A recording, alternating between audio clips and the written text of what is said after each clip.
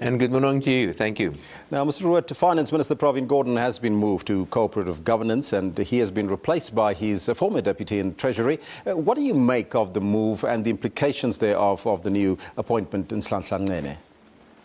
I think it's important to realize that the way that state finance has been run, the Treasury and Department of Finance the last couple of years, has become very boring, and that is actually a compliment because it's a very well-oiled machine. There are very good processes, there are very good procedures in place, and all you need now is really just a technocrat to run this massive ship. And I think Minister Nene is the excellent guy to do this. He's been there for around 6 years. He knows everything from what's going on there. And like I've said, he's a real technocrat, and that's exactly what you need. The only problem with Treasury is that, in fact, there are two issues with Treasury or with the Department of Finance. The one is that state finances today are totally unsustainable. The state is borrowing far too much money, and the state is getting bigger and bigger, and the tax burden is simply getting heavier and heavier on the economy. And that is having all sort of negative consequences to the South African economy.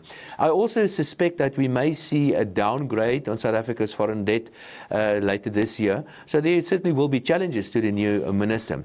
The real question is not whether the new minister can do the job. He certainly can do the job. The real question is, will he get the political support? Because my impression is that we did not get the same sort of political support, Pravin Gordhan, his predecessor, than what, say, Trevor Manuel, for instance, got from his bosses. So Trevor Manuel did an excellent job, and he made some very difficult choices and changes to Treasury in South Africa and to the Department of Finance. And my suspicion is that it's not as an important, at least in the perception of the president, as an important position as what it used to be under President Mbeki, for instance. So that is the real question. Minister Nene can do the job without a doubt. Will he get the political support to do what needs to happen? Will the removal of Gordhan have an effect on international investor confidence and the economy as a whole, you think, in the short term and even in the long term? No, I don't think so at all. Minister Gordhan did an excellent job. He was a real technocrat. I think he taught his Minister Nene is taking over from him very well. I don't think the financial markets are going to be concerned about this whatsoever. Treasury and the budget and everything that is involved with that is probably the most transparent in the world. They are really doing an excellent job. So we know exactly what is going on there. So unless there are some major changes somewhere in terms of policy, which is unlikely to happen, the markets are unlikely to react in any way whatsoever. I think the markets will be very happy with the appointments of Mr. Nene. There was mixed reactions in some analysts suggesting that the new Small Business Development Ministry, which has been created, which will be headed by Lindiwe Sisulu, your opinion about that ministry, and was there really a need for it? Well, maybe I will be surprised, but I think it's probably just a waste of time and a waste of money. What we need to do in South Africa, we don't need more. We don't need to do more to support business or do more to support small business. What we need in South Africa for government is actually to do less, to get out of the way of the private sector. And that is the real concern in South Africa. The reason why the economy is not doing well, why the private sector is not doing well, is because of all these obstacles. It is extremely difficult to do business in South Africa. Now we're going to get another ministry. I don't know what they're really going to do. What Minister Zulu is going to do. Will we have new procedures? Is there new legislation? I just don't know. Maybe I will be surprised and we will get a minister that's going to remove all these obstacles in a way of business, not only small business, but the business in general, because that is actually what we need. We don't need another minister to do more stuff. We need ministers that can take away the obstacles in a way of the private sector. Now, Minister Tina Joemat-Pettersson is to head the Department of Energy. Now, with the potential power crisis on our hands that can slow economic growth, was she the right candidate to ensure that we keep the lights on?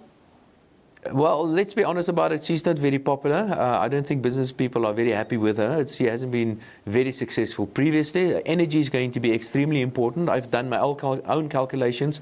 The cost to the South African economy because of Eskom runs in the hundreds of billions to the South African economy. So Eskom is a major issue for her. Not only that, we also know that there's new legislation allowing the state essentially to take 20% of new gas and oil discoveries. And over the next 5 years, we're probably going to see a lot of fracking in the Karoo, and that will have, and that ministry, I think, will be very important. So yes, that is something that's a ministry that the market will certainly be watching. It's important for the economy, but very important, it's important for investments also, especially in investments in the energy sector, of course.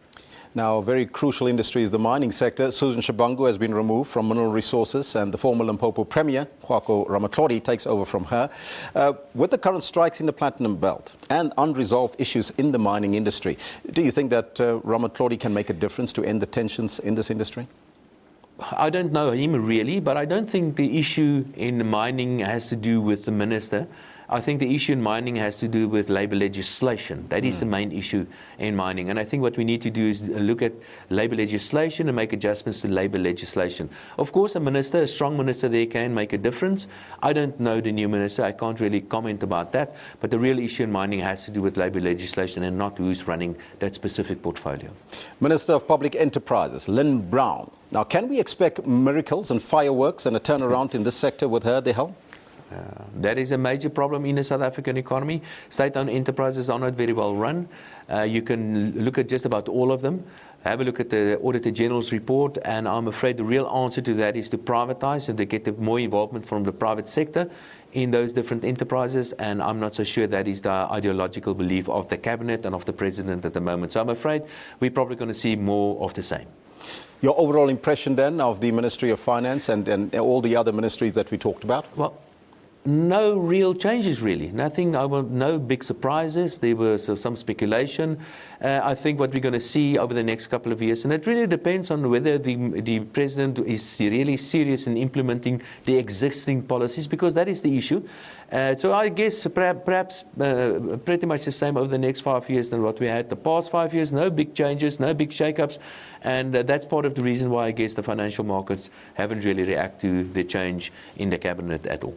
Mr. Roodt, thank you so much for your time. Thank you. That was Dawie Roodt from our Pretoria studios on the line.